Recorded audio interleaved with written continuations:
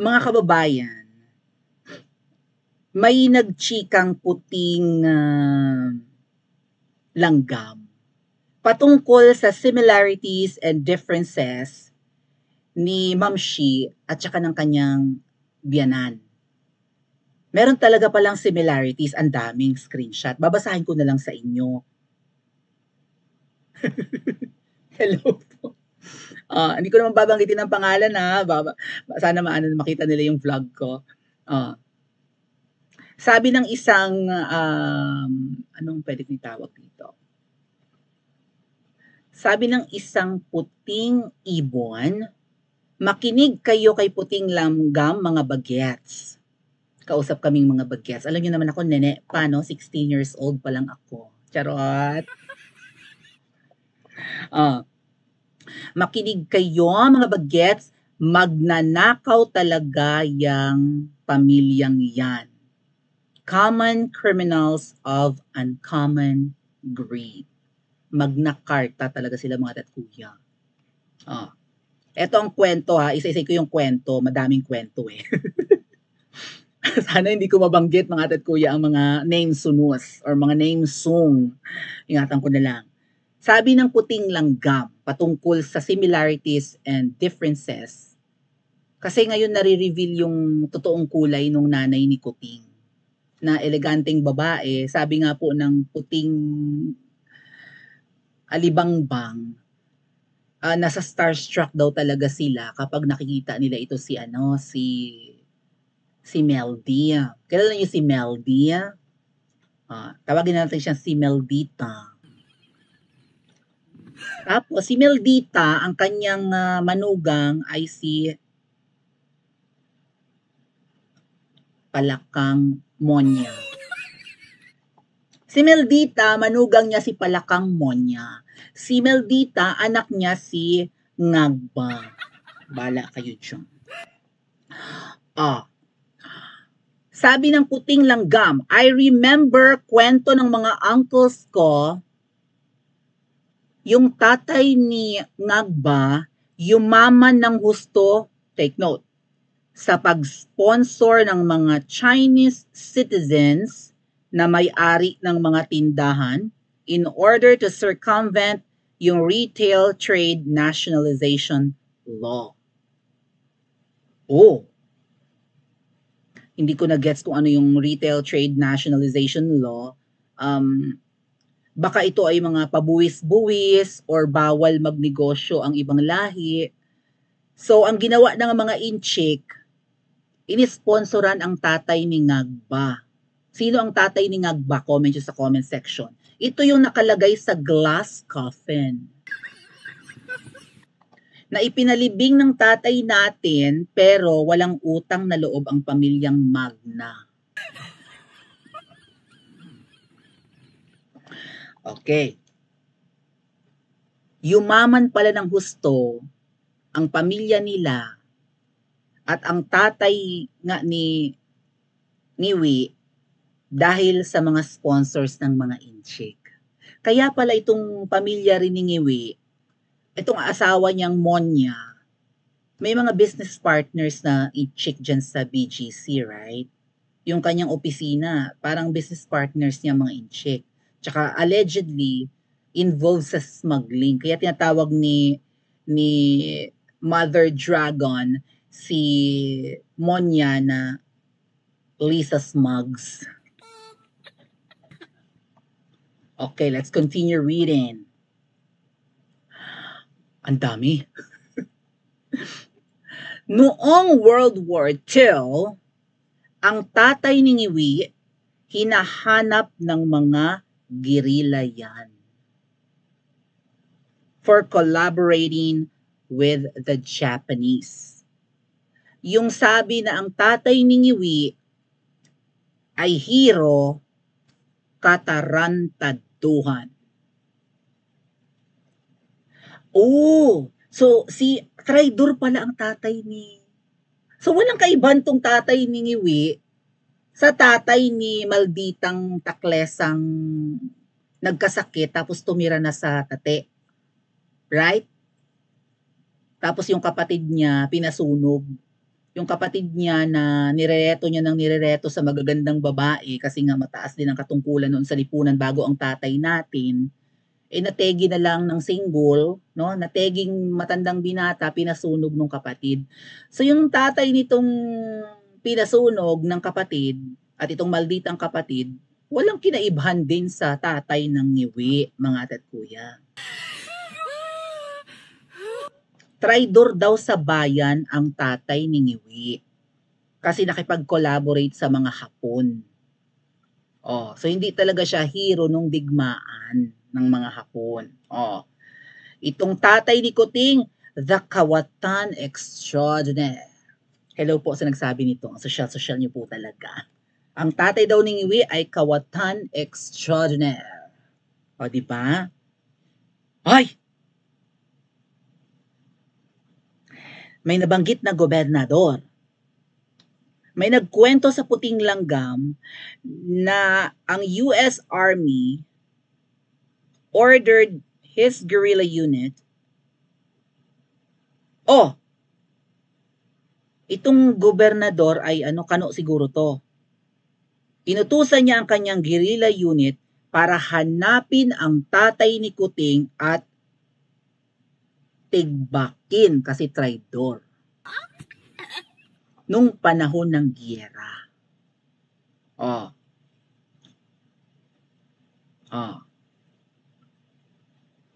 Sino daw ang nagsalba sa tatay ni Kuting para hindi tigbakin ng gobernador na I think Kano?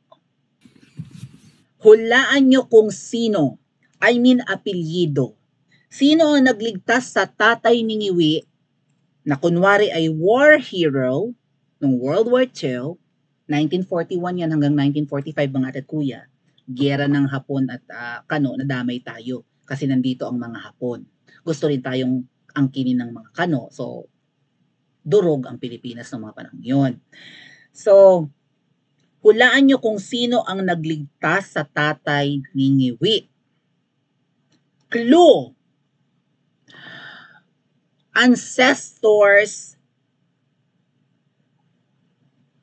ng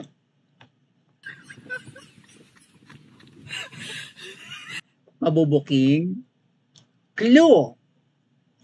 Ninuno nung inagawan ng alak. Comment. Kaya yung inagawan ng alak, since nailigtas ng ninuno niya ang tatay ni Ngiwi, no wonder na ever loyal talaga yan sa pamilya ni na Ngiwi. In fact, may utang na loob pala ang pamilya ni Ngiwi sa ninuno. Lolo nung inagawan ng alak na ang kanyang girlfriend ay maldita pero sosyal, nagpapasuot ng kwintas sa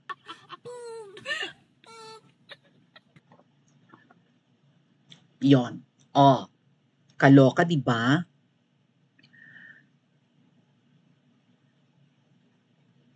Okay. Ang pangalan ng lolo ni Anekwa, ang tatay nito, yung tatay ng inagawa ng alak, ang pangalan pala ay parang pangalan ni Trililing. Huwag mo ako paginitan, sir. Nagbabasa lang ako dito ng tseka ng puting ang haba.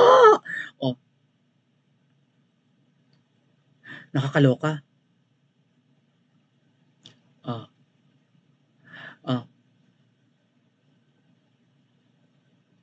I-search ko nga ito, sandali, nagugulumihanan ako sa pangalan ng isang gobernador. Sandali, baka Kano to eh. Or baka Pinoy. Ay, hindi siya Kano.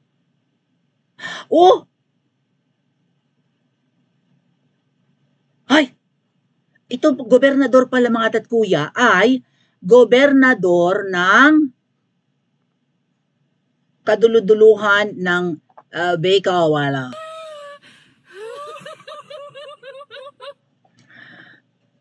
Yung binabanggit ko, yung akala ko gobernador na Kano, governor pala siya ng kaduluduluhan ng Baykawala. Ay! May nakasagot. Yan mismo ang lolo. Yan mismo ang lolo. Yes. Ay, yan ang tatay din. Yan. Oh. At yung gobernador, sa aking pananaliksik, ay governor ng dulo ng Abay-Kawala Regional. Bahala kayo dyan. Kasi itong puting langgam ang nagdadala ng mga sulat. Uso nun ng sulat, wala namang cellphone noon, syempre, di ba? So, siya nagdadala ng sulat doon, na sinipa sa anemika. Okay. Naalala ko ang kwento ng isang tiyuhin ko, bata pa siya noon, sinundo ng bayaw niya ang asawa ng tita. Okay. Nagkita sila sa canteen, sa Congress, eto ang makukonek na ang nanay ni Ngiwi. Nagkita sila sa canteen sa Congress, bumibili ata ng Coke si tatay ni Ngiwi. Ay, pati tatay niya mahilig sa Coke. Nandun si eleganteng babae sa kantina. Sinusundo ni eleganteng babae ang kanyang angkol na ang apelyido ay yung apelyido ng eleganteng babae nung pagkadalaga. Okay? Kung mag-shopping, correct ka dyan, Almond Blondie. May kausap akong taga-riyan. Correct.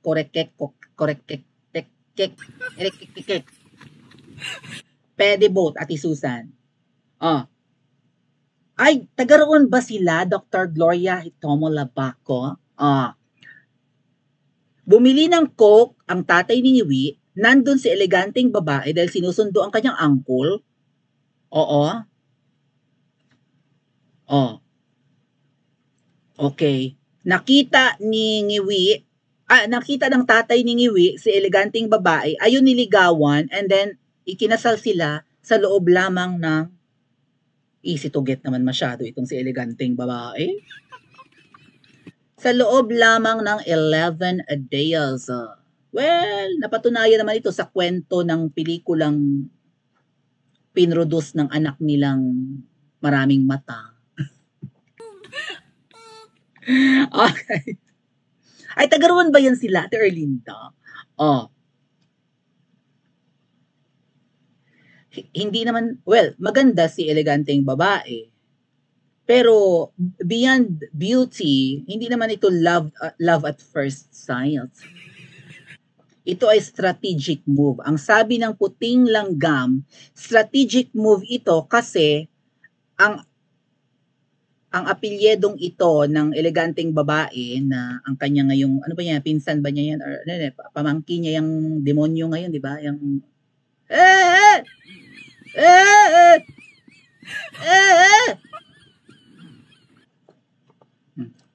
kasi ang apelyedong ito, kilala niyo yan? Kasi ang apelyedong ito ay galing sa Bisaya, tapos ang tatay ni Ngiwi ay taga Norte. So kung tatakbong pangulo ang tatay ni Ngiwi in the future, nung mga panahon yon, may hatak siya sa Bisaya. So, nagandahan sa eleganteng babae, pero strategic move daw dahil kilala ang apelyido nga ni eleganteng babae sa Kabisayaan. And ganun din yun, di ba? Makukonquer niya ang Kabisayaan. So parang sure win. Kung mananalo sa Katagalugan ang tatay ni Ngiwi, possible din na manalo sa Kabisayaan kasi taga roon ang lahi ni at saka nung eleganteng babae. So it was a strategy, hindi match made in heaven ng mga pautot-utot. 'Di ba? Okay, na in love din pero siguro sa isip na sa tatay ni sa isip ng tatay ni Ngiwi. Sabi niya, "Wait, ganda nito Okay? Ito sa mga pautot na di-drawing ko ito, 'di ba? Iginuhit ng tadhana, kuning-kuning, ganito ang ideal woman ko, kuning-kuning." 'Di ba? Tapos nung nakita niya na love at first sight siya, pero siyempre tumatakbo sa isip niya, wait, taga Bisaya, oh perfect. Kung tatakbo akong pinuno ng bansa, oh, kilala ang pamilya nito sa Kabisayaan, Sherwin Akems. Matalino naman talaga ang tatay ni Ngiwi. Ang tanong, minana ni Ngiwi? Or ang minana ay ang pagiging magnanakaw ng kanyang mga... Pa-comment po sa comment section at mag-like and subscribe din po kayo.